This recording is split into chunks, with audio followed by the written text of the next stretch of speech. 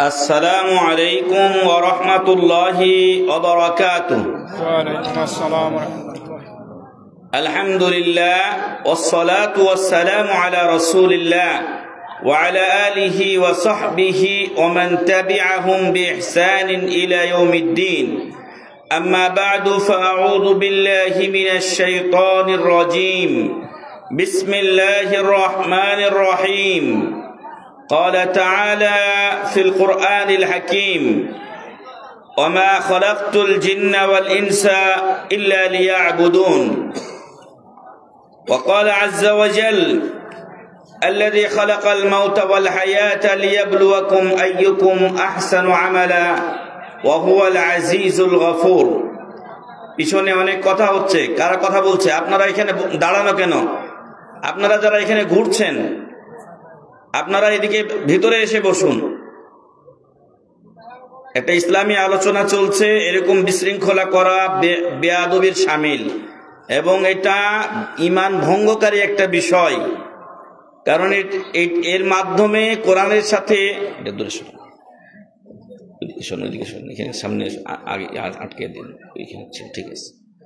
এটা কোরআন ও হাদিসের সাথে ঠাট্টা বিদ্রুপের শামিল। আর আল্লাহ তাআলা যারা এরকম করে তাদের ব্যাপারে বলেছেন, লা তাস্তাহসিউ লা তা'তাদিরু ক্বাদ কাফারতুম বা'দা ঈমানিকুম। তোমরা ওযর পেশ করিও না, ঈমানের পরে তোমরা কুফরিতে চলে গেছো, নাউজুবিল্লাহ। এজন্য ইসলামী আলোচনা একটু আগে সম্মানিত শেখ মাহবুবুর রহমান মাদানী হাফিজাহুল্লাহ দ্বীনি শিক্ষার গুরুত্ব সম্পর্কে গুরুত্বপূর্ণ আলোচনা করেছেন। এখন যদি আপনারা আমরা ওই মৌলভী সাহেবের কথা বাদ দেন, ওর কবরে আপনি যাবেন না, আমিও যাব না। আমার নিজের কবরে, আপনার নিজের কবরে আপনাকে আমাকে যেতে হবে। এই কবরে কি জবাব দেব তার জন্য প্রস্তুতি আজকে আপনাকে এখান থেকে নিতে হবে। তো যাই হোক, প্রশংসা মাত্রই সেই মহান রব্বুল ইজ্জাতের জন্য, যার অশেষ মেহেরবানিতে ব্রাহ্মণবাড়িয়া দারুস সুন্নাহ ফাউন্ডেশনের উদ্যোগে আজকে আকসিনা বাজারে আমাদের মঈনুল ইসলাম ভাইয়ের সার্বিক পরিচালনায় এই ইসলামী সম্মেলন অনুষ্ঠিত হচ্ছে। যেই আল্লাহ এই ব্যবস্থাপনা করার তৌফিক দান করেছেন তার শুকরিয়া আদা করছি, আলহামদুলিল্লাহ। সালাত ও সালাম বর্ষিত হোক আমাদের নবী মুহাম্মদ, সকলে বলি সাল্লাল্লাহু আলাইহি ওয়াসাল্লামের উপরে। অতঃপর সম্মানিত উপস্থিতি, সম্মানিত দ্বীনি ভাইগণ, অনেক বড় বড় আলেম আছেন যারা হয়তো রসালো কথা বলতে পারেন না, এজন্য তাদের আলোচনা আপনাদের হয়তো ভালো লাগে না। কিন্তু মূলত সে আলোচনায় শোনা দরকার যে আলোচনাতে আপনার জন্য এলেমের খোরাক রয়েছে। কি আছে? এলেমের খোরাক আছে। আপনি সেখানে সেই বক্তব্য শুনে কিছু শিখতে পারবেন এবং শিখে সেটা আমল করবেন। এমনটা যেন না হয় যেমনটি শাইখ বলেছেন যে সারা রাত ওয়াজ শুনলো, রাত ৩টার সময় যাচ্ছে, তার শরীর গরম করার জন্য বিড়ি সিগারেটের দরকার হচ্ছে। এই আলোচনা শোনার কোনো দরকার নেই। এই আলোচনা শোনার পরে ফজরের সময় গিয়ে যদি ফজরের নামাজ না পড়ে, এই আলোচনা শোনার কোনো প্রয়োজন নেই। তো এই জন্য বলবো, মনোযোগ সহকারে শুনবেন। 11টার কথা শাইখ বলে গেছেন, আমরা 11টায় নেব না। কারণ যত রাত দীর্ঘ হবে মানুষের ক্লান্তি বাড়বে। অনেক ভাইরা দূর দূরান্ত থেকে এসেছেন, আমরাও দূর দূরান্ত থেকে এসেছি। তবে চুম্বক কথা বলতে হবে। আমি কিছু বই নিয়ে আসছিলাম। মূলত আমরা বিদেশে দাওয়াতি কাজ করেছি, এবং যে ভাইরা এখানে আছেন তারা জানেন যে বিদেশে যারা দাওয়াতি কাজে অংশগ্রহণ করেন বা দাওয়াতি কাজ করেন, উপস্থিত যারা আসেন তাদেরকে উৎসাহিত করার জন্য বিভিন্ন সময় হাদিয়া উপহার দেওয়া হয়, যাতে সে দিন শিক্ষার প্রতি আগ্রহী হয়। একটা বই দিলাম, আপনি যেন ওই বইটা অন্তত পড়েন। তো এই পর্যন্ত বই আস্তে আস্তে কয়েকটা চলে গেছে। মানে এমন ব্যক্তিরা এটা আমার কাছে চেয়েছে যে আমি দিতে বাধ্য হয়েছি। আর কিছু বই আছে, এই বইগুলো আমরা যখন আলোচনা করব তখন আমরা দুই একটা প্রশ্ন আপনাদের প্রতি ছুড়ে দেব ইনশাআল্লাহ। যদি উত্তর দিতে পারেন তাহলে হাত তুলবেন। যে ভাই উত্তর দেবেন তিনি কিন্তু হাদিয়াটা নিয়ে যাবেন ইনশাআল্লাহ। আগেই বলবেন না উত্তর, হাত তুলবেন। আপনাকে বলতে বলা হলে আপনি বলবেন। তো আমার বিষয় দেওয়া হয়েছে পরকাল এবং আমাদের প্রস্তুতি। পরকাল, মানুষের পরকাল বা কিয়ামত কায়েম হয় দুই ভাবে। হ্যাঁ ছেলেরা পিছনে কথা যেন না হয়, যারা ভলেন্টিয়ার আছেন, ময়নুল ভাই এই গন্ডগোল বন্ধ করেন, নাহলে আলোচনা সম্ভব নয়। আবার যেন এই গন্ডগোল না হয়, আমি দ্বিতীয়বারের জন্য বলছি। এই ছেলেরা, তোমরা কি মুসলিম ঘরের সন্তান না? কেন তোমরা চিল্লাচিল্লি করছো? নাহলে গিয়ে তোমরা ঘুমাও, এটা তোমাদের জন্য কল্যাণকর। সম্মানিত উপস্থিতি, মানুষের কিয়ামত পরকাল কায়েম হয় দুই ভাবে, একটা ছোট আর একটা বড়। অন্য ভাষায় কিয়ামত দুই প্রকার, একটা হলো ছোট কিয়ামত আর একটা হলো বড় কিয়ামত। আর ছোট কিয়ামত মানুষের কায়েম হয় কিসের মাধ্যমে? মৃত্যুর মাধ্যমে। ছোট কিয়ামত কিসের মাধ্যমে হয়? মৃত্যুর মাধ্যমে। কেন এটা ছোট কিয়ামত? কারণ মরার পরে আপনার আমার আমল করার আর কোনো সুযোগ থাকে না। এখানেই আমার ফাইল বন্ধ। দুনিয়াতে যখন আপনি ছিলেন, আপনার জায়গা জমি সম্পত্তি বাড়িঘর ছিল, কিন্তু যখন আপনি আমি মারা যাব, তখন কি আমাদের এই জায়গা জমি থাকবে? তখন আপনার নামও থাকবে না। আমার নাম তখন মোখলেসুর রহমান বলবে না, কি বলবে? লাশ। তখন আমার নাম হবে লাশ। ফলে এই মৃত্যুকে বলা হয়েছে ছোট কিয়ামত, কারণ মৃত্যুর মাধ্যমে দুনিয়ার পাঠের ইতি ঘটে এবং পাঠ আমাদের বন্ধ হয়ে যায়। অতএব সম্মানিত ভাই ও বন্ধু, পরকালের প্রথম স্টেপটা হলো মৃত্যু। পরকালের প্রথম স্টেপ হচ্ছে মৃত্যু। আর এই মৃত্যুর জন্য আমাদেরকে সদা কি থাকতে হবে? প্রস্তুত থাকতে হবে। কারণ মৃত্যুর কোনো বাপ মা আছে? এই মৃত্যু কাউকে বলে আসে না। হাজি গাজি সবাই কাউকে বলে আসে না। মৃত্যু যে কোনো সময় আপনাকে আমাকে গ্রাস করতে পারে। একটা সুস্থ যুবক ছেলে মোটরসাইকেল নিয়ে সে বাইরে বের হয়েছিল, হঠাৎ করে অ্যাক্সিডেন্ট হয়ে তার লাশ ফিরে এসেছে। আছে না এমন? অসংখ্য অসংখ্য। অকল্পনীয় একটা তরতাজা যুবক, একটা তাজা মানুষ বাড়ির থেকে গেল, আর কোথায় গিয়ে অ্যাক্সিডেন্ট হয়ে মারা গেল, হার্ট অ্যাটাক হয়ে মারা গেল। অন্য কোনো সমস্যা নাই, এমনি মরে গেছে। মরতে পারে না? আল্লাহ তাআলা বলছেন, ওয়ালি কুল্লি উম্মাতিন আজাল ফাইজা জা আজালুহুম লা ইস্তাখিরুনা সাআতান ওয়া লা ইস্তাকদিমুন। আপনাদের আমাদের সবারই একটা নির্ধারিত সময় আছে, আছে কি না? এই সময় যখন চলে আসবে, আমি আলেম আর আপনি সাধারণ মানুষ কাউকে মালাকুল মাউত দেখবে না। দেখবে যে না আরে এ দাওয়াতি কাজ করে, মানুষকে ওয়াজ শোনায়, আরে একে একটু ছাড় দেই আর 5 বছর বাঁচুক না। তাহলে যদি বাঁচা দরকার থাকতো তো নবীকে আগে রাখা হতো, কিন্তু নবীকে তো রাখা হয় নাই। নবী সাল্লাল্লাহু আলাইহি সাল্লামেরও মৃত্যু হয়ে গেছে। অতএব যেই নির্ধারিত টাইম আপনাকে আমাকে দেওয়া হয়েছে, ওই টাইমেই আপনার আমার মৃত্যু হবে। আর বুদ্ধিমান সেই ব্যক্তি, যে ব্যক্তি ওই টাইম আসার আগে পরকালের ফাইলটাকে মোটা করেছে। পরকালের নেকির যে ফাইল, সেই ফাইলটাকে সে মোটা করেছে, তাজা করেছে। আর দুনিয়াতে তার কিছু আছে কিনা এটা কবরে জিজ্ঞাসা করা হবে। কবরে একটা প্রশ্ন হবে যে কত টাকা রেখে এসেছো নাকি? না, এরকম কোন প্রশ্ন আছে কবরে? সম্মানিত উপস্থিতি, তাহলে পরকাল শুরু হবে কিসের মাধ্যমে? মৃত্যুর মাধ্যমে। কারণ মৃত্যু দিয়েই আমাদের দুনিয়ার হিসাব শেষ হয়ে যায়। এরপরে তখন এই বাড়ি গাড়ি ইত্যাদির মালিক আপনি আর আমি থাকি না। তখন আমাকে বলা হয় লাশ, এবং তখন আমাকে গোসল দেওয়া হয়, কাফন পড়া হয়, এরপর দাফন দিয়ে একটু হয়তো 2-4 দিন কাঁদবে সবাই, তারপরে আবার ইজি হয়ে যাবে। যেমন আপনারা আমরা ইজি হয়ে গেছি। আপনাদের আমাদের আত্মীয় স্বজন মারা যায় নাই, বন্ধু বান্ধব মারা যায় নাই, তাদেরকে আমরা কবরে রেখে আসি নাই। আসার পর আমরা কি ওইগুলোকে স্মরণে রেখেছি না ভুলে গেছি? ভুলে গেছি। এজন্য আরবি একটা প্রবাদ বলে, কাফা বিল মাউতি ওয়াইদা। কি বলে? কাফা বিল মাউতি ওয়াইদা। নসিহতকারী হিসেবে মৃত্যুই যথেষ্ট। আমার সামনের লোকটাকে আমি মরতে দেখছি, অথচ আমি ওই মরার জন্য বা মৃত্যুর পরের জিন্দেগির জন্য আমি প্রস্তুতি নিচ্ছি না। আমি আজকে এখানে বেঁচে আছি, আমার সাথীরা, আজকে আমার বয়স 45 চলছে, তো আমার সাথীরা 20 বছর আগে, 24 বছর আগে মারা গেছে। আমি যখন মদিনার সুসংবাদ পেয়েছি যে আমাকে মদিনা বিশ্ববিদ্যালয় কর্তৃপক্ষ গ্রান্ট করেছে, একটা লেটার এসেছে, গ্রান্ট লেটার, যেটাকে আরবিতে বলে ইশআরুল কবুল, এটা আমার 2 বন্ধুর কাছে আমি ঢাকাতে যাত্রাবাড়ি মাদ্রাসায় রেখেছিলাম। যখন আমি আবার চাকরি করছিলাম, ওনারা যাত্রাবাড়িতেই ছিলেন, কিতাবাদি লেখালেখি করতেন।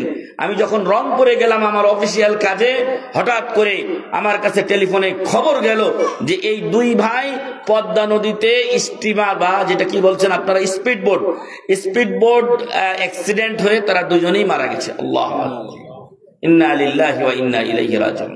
আল্লাহ তাদেরকে ক্ষমা করুন, আল্লাহুম্মা আমিন। আল্লাহ তাদেরকে জান্নাতবাসী করুন, আল্লাহুম্মা আমিন।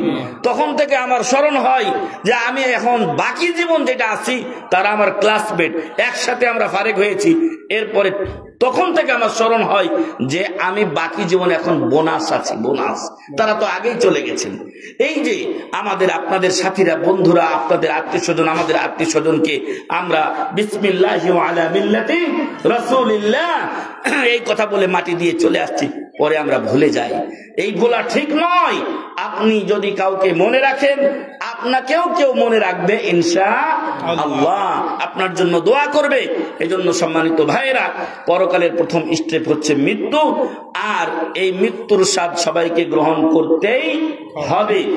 আর মহান রব্বুল আলামিন তিনি, আমি একটি আয়াত পেশ করেছিলাম শুরুতে, তিনি বলছেন আল্লাযী খালাকাল মাউতা ওয়াল হায়াতা লিয়াবলুয়াকুম আইয়ুকুম আহসানু আমালা। আল্লাহ সেই জাত ও সত্তা যিনি জীবন আর মৃত্যুকে সৃষ্টি করেছেন যাতে পরীক্ষা করে নেন যে কে বেশি বেশি সম্পদ উপার্জন করেছে, নাকি? হ্যাঁ, এটা পরীক্ষা করার জন্য সৃষ্টি করেছেন না, লিয়াবলুয়াকুম আইয়ুকুম আহসানু আমালা। আল্লাহ যেন পরীক্ষা করে নেন আমাদের আপনাদের মধ্যে কে বেশি ভালো আমল করেছে। ভালো আমল কোনটা? ভালো আমল সেটাই যেটা রাসূল সাল্লাল্লাহু আলাইহি সাল্লামের সুন্নাহ মোতাবেক হবে। আপনাদের আমাদের সমাজে অসংখ্য আমল চালু আছে যেগুলোর সাথে রাসূলের সুন্নাহর কোনো মিল নেই। যেই জায়গায় রাসূলের সুন্নাতের সাথে আমলের মিল হবে না, ওটা ক্যান্সেল। রাসূল সাল্লাল্লাহু আলাইহি ওয়াসাল্লাম বলছেন, মান আহদাসা ফি আমরিনা হাযা মা লাইসা মিনহু ফাহুয়া রাদ্দুন। যারা আমাদের এই দিন ধর্মে এমন কিছু নতুন সংযোজন করে যার সাথে আমাদের দিনের সম্পর্ক নাই, সেটা বাতিল। তাহলে রাসূলের সাথে যতটুকু মিলবে না অতটুকু কবুল হবে কি? অতটুকু কবুল হবে না। এজন্য সম্মানিত উপস্থিতি, এই পরকালের প্রথম ধাপ বা স্টেপ হচ্ছে আমাদের মৃত্যু। আর আল্লাহ তাআলা আমাদেরকে সৃষ্টি করেছেন তার ইবাদতের জন্য। আল্লাহ বলছেন, ওমা খালাকতুল জিন্না ওয়াল ইনসা ইল্লা লিয়াবুদুন। আল্লাহ তাআলা আমাদেরকে একমাত্র তার ইবাদতের জন্য সৃষ্টি করেছে। বুদ্ধিমান চালাক ব্যক্তি সে যে এই মিশনটা বুঝতে পেরেছে এবং আল্লাহর ইবাদত করে নিজের জীবনটাকে পার করেছে। এর অর্থ এই নয় যে আপনি মানে সব সময় মসজিদে গিয়ে পড়ে থাকবেন, এর অর্থ কি এটা? না। আপনি যে আপনার ছেলে মেয়ের জন্য রুজি রোজগার করেন না, এটাও আপনার ইবাদত, কিন্তু আপনাকে এই রুজি রোজগার করতে হবে কোন পথে? হালাল পথে। এবং আপনার উদ্দেশ্য থাকবে আমার সন্তান সন্ততির মুখে, আমার স্ত্রীর মুখে আমি এটা তুলে দেবো, তারা এগুলো খেয়ে জীবনযাপন করবে এবং তারা আল্লাহর ইবাদত করবে। সবগুলোই আপনার নেকি। আমি মাঝে মাঝে কোনো এলাকায় এটা বলেছি যে আপনি যত টাকা আপনার ফ্যামিলিতে খরচ করেন, যদি আপনার নেকির নিয়ত থাকে, সবগুলোর আপনি সাদাকার সওয়াব পেয়ে যাবেন। সুবহানাল্লাহি ওয়া বিহামদিহি। অতএব দয়া করে এই ভুলটা করবেন না। আপনি বাসার জন্য প্রত্যেক দিন 500, 700, 1000, 2000, 3000 টাকার বাজার করছেন না, এই টাকাগুলো আপনার নেকির পাল্লায় যেতে পারে, শুধু নিয়ত থাকতে হবে আপনার। আল্লাহ রাসূল সাল্লাল্লাহু আলাইহি ওয়াসাল্লাম একদিন বললেন, তোমাদের কেউ যখন স্ত্রীর সাথে মিলন করে তখন তার নেকি লেখা হয়। তখন সাহাবায়ে কিরাম বললেন যে আমাদের কেউ তার প্রবৃত্তির চাহিদা মেটাবে আর তার নেকি লেখা হবে। তখন রাসূল সাল্লাল্লাহু আলাইহি ওয়াসাল্লাম বুঝিয়ে দিলেন যে যদি হারাম পথে কাজটা করত তাহলে গুনাহ হতো কিনা। গুনাহ হতো কিনা বলেন তো? গুনাহ হতো। তাহলে ওই রকম সে যেহেতু বৈধ উপায়ে করছে, তার নেকি লেখা হয়। সুবহানাল্লাহ। এজন্য সম্মানিত উপস্থিতি, পরকালের করণীয় কি আমাদের, তার মধ্যে একটা হলো আল্লাহ তাআলা আমাদেরকে ইবাদতের জন্য সৃষ্টি করেছেন। আমাদেরকে কি করতে হবে? আল্লাহর ইবাদত করতে হবে। আর ইবাদতটা কিভাবে করব? নবী সাল্লাল্লাহু আলাইহি ওয়াসাল্লামের তরিকায় করব, যেটা বলেছি লিয়াবলুয়াকুম আইয়ুকুম আহসানু আমাল। আহসানু আমাল তখনই হবে যখন এটা কার তরিকায় হবে? রাসূল সাল্লাল্লাহু আলাইহি ওয়াসাল্লামের তরিকা মোতাবেক হবে। এর অর্থ এই নয় যে চার ইমামকে আমরা অসম্মান করি, না, চার ইমাম আমাদের মাথার মুকুট, তাজ। কিন্তু যদি আমার সামনে এই এখানে বলা হয়েছে রাসূল সাল্লাল্লাহু আলাইহি ওয়াসাল্লাম এভাবে বলেছেন, আর এইখানে বলা হচ্ছে ইমাম সাহেব এইভাবে বলছেন, এটার সাথে এটার মিল নাই, আমি কারটা নেব? অবশ্যই রাসূল সাল্লাল্লাহু আলাইহি ওয়াসাল্লামেরটাই আমাকে নিতে হবে।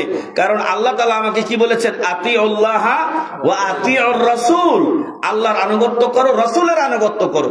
অবশ্যই আমি আমার ইমাম সাহেবকে সম্মান করি, কিন্তু আমার ইমামের যে কথা আমার রাসূলের সাথে মিলে না, আমি ওই ব্যাপারে আমার ইমাম কে? মুহাম্মদ সাল্লাল্লাহু আলাইহি ওয়াসাল্লাম।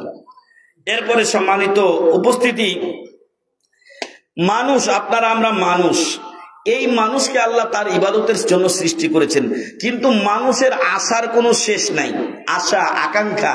হ্যাঁ, যদি কারো একটা বাড়ি হয় তো আর একটা বাড়ি করার জন্য সে চেষ্টা করছে, একটা গাড়ি হয়েছে তো আর একটা গাড়ি করার জন্য সে চেষ্টা করছে। আর আল্লাহ রাসূল সাল্লাল্লাহু আলাইহি ওয়াসাল্লাম বলছেন যে লা ইয়ামলাউ বাতনু ইবনু লাউ কানা লিবনি আদম ওয়াদিয়ানি মিন যাহাব, যদি আদম সন্তানের দুই মাঠ ভর্তি স্বর্ণ থাকে, লাবতাগা সালিসা, তাহলে আদম সন্তান মানে আপনারা আমরা, এটা অন্য বাইরে কিয়াস করবেন না, এই আপনারা আমরা আদম সন্তান কিনা, আপনারা আমরা আদম সন্তান। আল্লাহ রাসূল বলছেন যে লাবতাগা সালিসা, দুই স্বর্ণ ভর্তি মাঠ দেওয়া হলেও তিন নাম্বার আরেকটা মাঠ কিভাবে পাওয়া যায় ওই চিন্তা সে করবে। নাউযুবিল্লাহি মিন যালিক। এতটা আমাদের আপনাদের লোভ।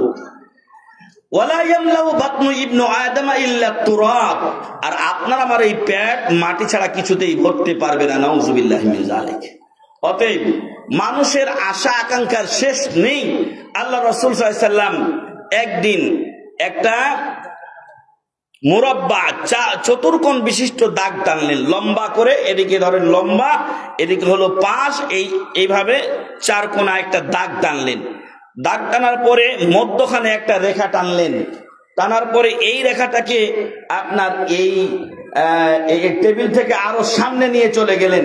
তারপর বললেন যে এটা হলো মানুষ, এই যে দাগটা চতুর্কোণ বিশিষ্ট, এটা হলো মানুষ। আর এর পাশে পাশে কিছু ছোট ছোট দাগ টানলেন আর বললেন ওয়াহাদি আরাদ, আর এই ছোট ছোট দাগগুলো হলো তার বিপদ আপদ, এগুলো হলো তার বিপদ আপদ। আর যেই এখানে যে সীমানাটা শেষ হয়ে গেছে এটা হলো তার আয়ু, এখানে যে সীমানা শেষ হয়েছে এটা হলো কি? তার আয়ু। আর যেটা বের হয়ে চলে গেছে একটা লাঠি, সেইটা হলো তার আশা।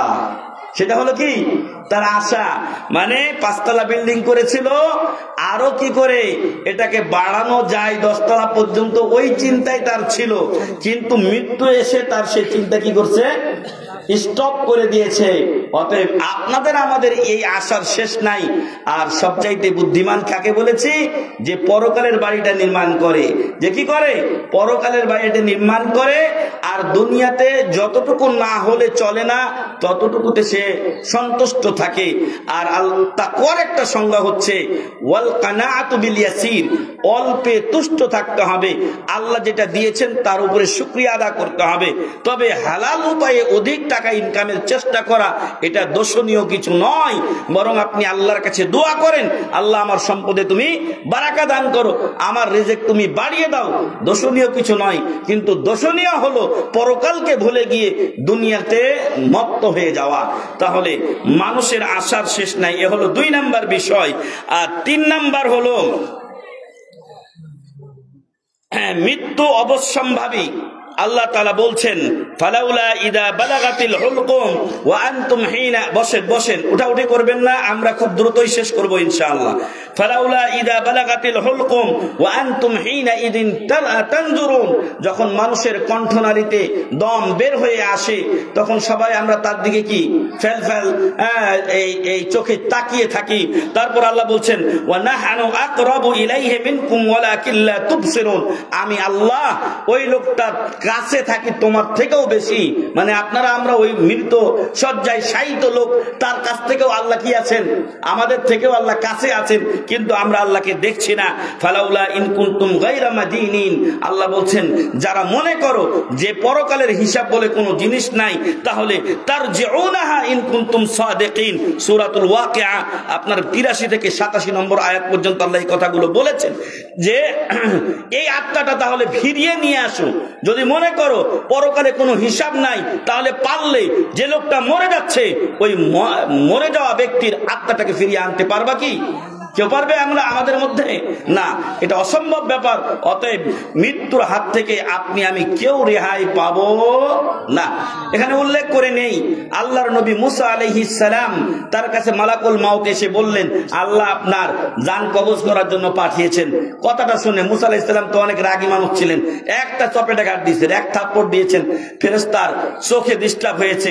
ফিরে গিয়ে আল্লাহকে যখন বলছেন তখন আল্লাহ তাআলা তার চোখ ভালো করে দিলেন আর বললেন যে মুসা আলাইহিস সালামকে গিয়ে বলো যে সে যেন একটা এই গরুর পিঠের মধ্যে হাত রাখে, আর হাত রাখলে এর নিচে যতগুলো পশম পড়বে প্রত্যেকটা পশমের বিনিময়ে আমি তার 1 বছর করে আয়ু বাড়িয়ে দিলাম, 1 বছর করে আয়ু বাড়িয়ে দিলাম। তারপর যদি তোমাকে জিজ্ঞাসা করে এরপর কি হবে, তাহলে তাকে বলিও এরপর মৃত্যু, এরপর মৃত্যু। তাই করা হলো। উনি জিজ্ঞাসা করলেন তারপর মৃত্যু। তখন মুসা আলাইহিস সালাম বললেন রব্বি ফালআন, আল্লাহ যেহেতু তখনও মরতে হবে, ধরেন 500টা চুল পড়লো হাতের নিচে, 500 বছর বাঁচলাম, এরপরে আবার যদি মরতে হয় তাহলে এখনই আমাকে মৃত্যু দিন। আল্লাহু আকবার। অতএব মৃত্যু অবশ্যম্ভাবী, এই আগে পরে এটা কোনো সময় হবে না। এরপরে আপনারা আমরা সবাই মনে করি যে আমরাই মনে হয় চালাক, অন্য লোক বোকা লোক, হ্যাঁ, কিন্তু আল্লাহ তাআলার কাছে কে বেশি চালাক? আল্লাহ রাসূল সাল্লাল্লাহু আলাইহি ওয়াসাল্লাম বলছেন যে আল কাইয়িসু মান দানা নাফসাহু ওয়া আমিলা লিমা বা'দাল মাউত, বুদ্ধিমান সেই ব্যক্তি যে নিজে আল্লাহর দিনকে সঠিকভাবে মেনে চললো, নিজের হিসাব দৈনন্দিন নিল যে আজকে কি কি তুমি নেকির কাজ করেছো আর আজকে কি কি পাপের কাজ করেছো, আর মৃত্যুর পরের জিন্দেগির জন্য সে কাজ করে গেল। ওয়াল আজিজু, আর বোকা নির্বোধ লোক হলো সে মান আতবা নাফসাহু হাওয়াহা, যে প্রবৃত্তির টানে নিজেকে বিলিয়ে দিল। ওয়া তামান্না আলাল্লাহিল আমানি, আর সে বারবার বলতে থাকলো আল্লাহ তাআলা ক্ষমাশীল, আল্লাহ রহমানুর রহিম, আল্লাহ গফুর ও গাফফার। আপনি আল্লাহর গফুর ও গাফফার নামটা শিখেছেন, কিন্তু আল্লাহ তার জাব্বার আর কাহার নাম আছে না? আল্লাহ জাব্বার ও কাহার, শাদীদুল আযাবে শাদীদুল ইকাব, এটা আল্লাহ তাআলার নাম আছে। এটা কেন আপনি স্মরণ করেন না?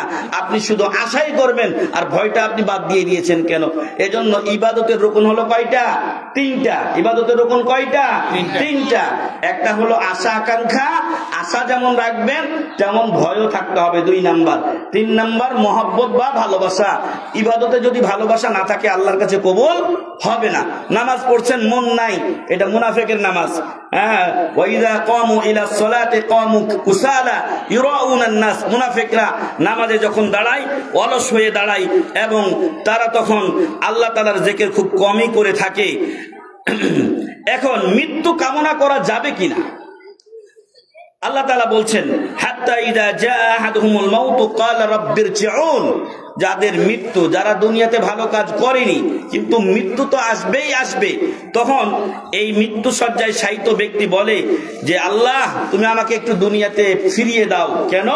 লাআল্লি আ'মালু সালিহান ফিমা তারাক, যাতে করে আমি যে আমলগুলো করি নাই ওগুলো করে আসতে পারি।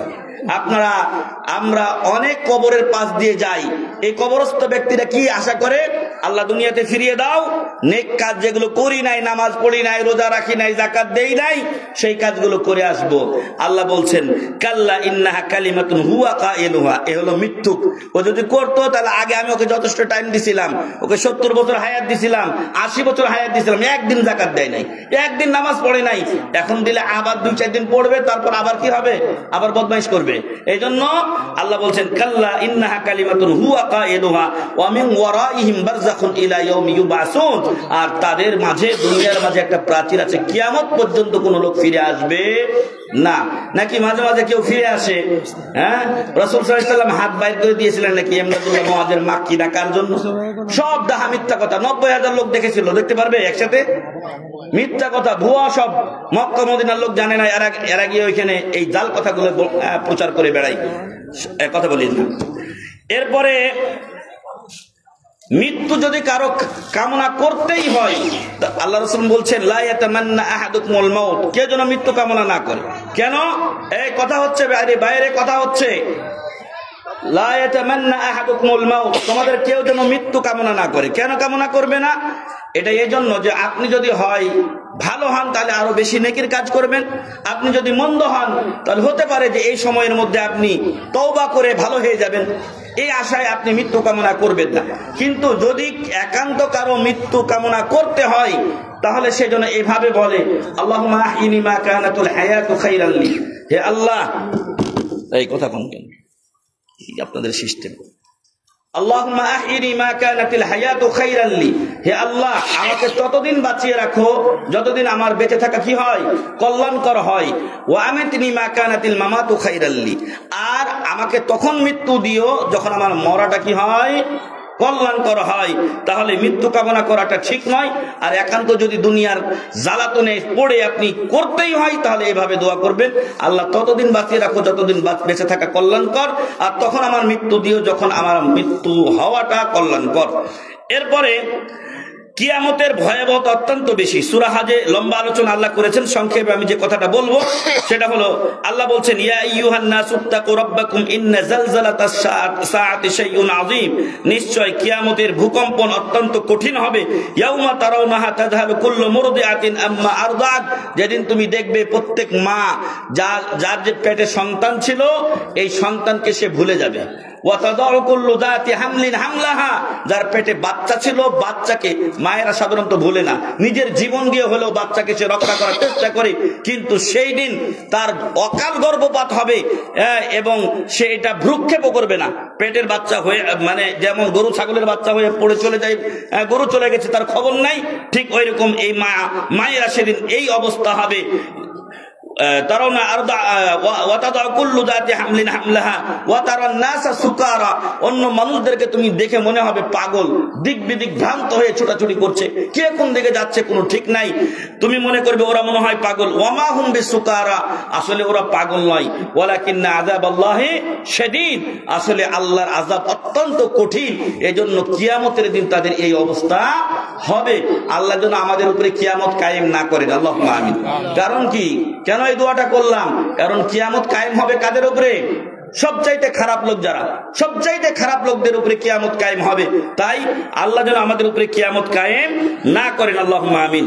এরপরে কিয়ামত দিবসের ভয়াবহতা হবে অত্যন্ত কঠিন।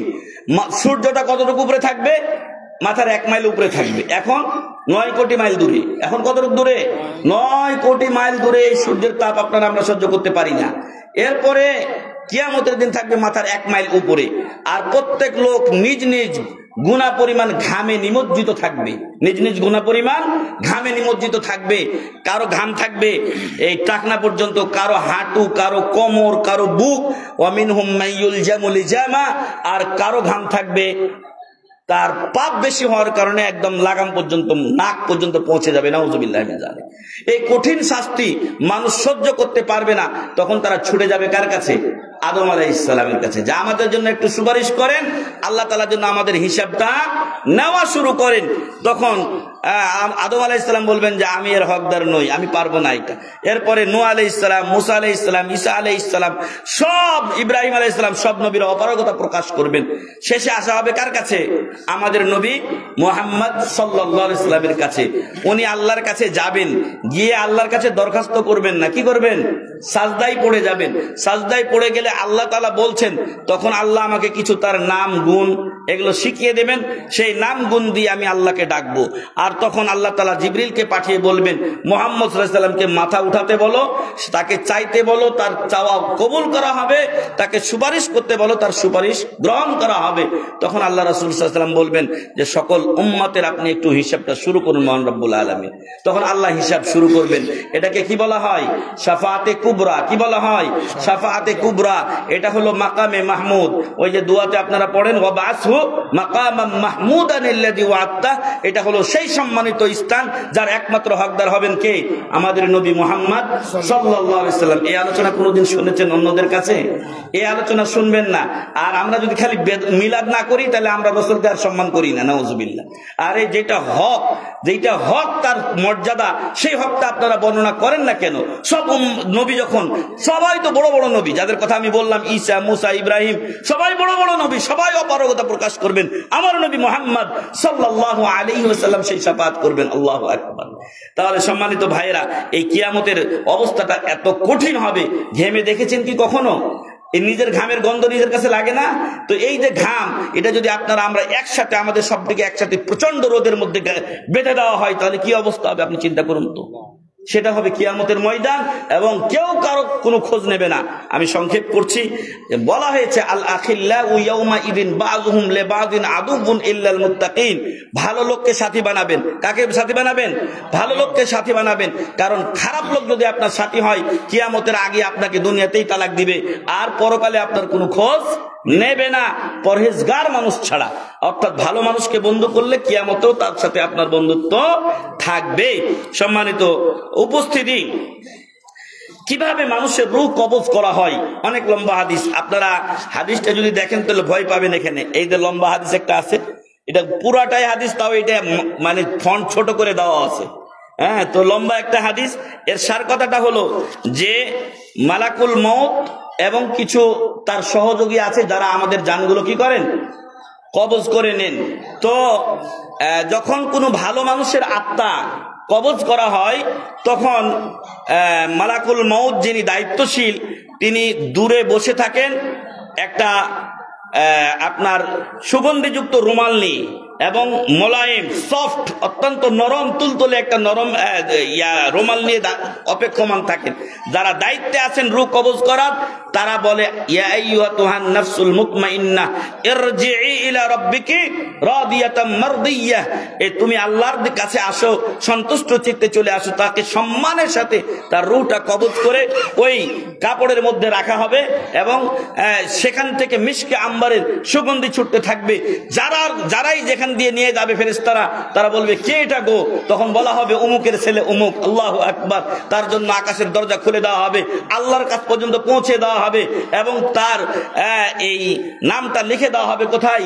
ইল্লিনে তার নাম লিখে দেওয়া হবে। আর যদি কাফের হয়, তাহলে একটা বিদঘটে ফেরেশতা তার কাছে পাঠানো হয়, এবং তার যে কাপড়টা থাকে, এটা থাকে খসখসে, এবং এটা থাকে প্রচন্ড দুর্গন্ধযুক্ত।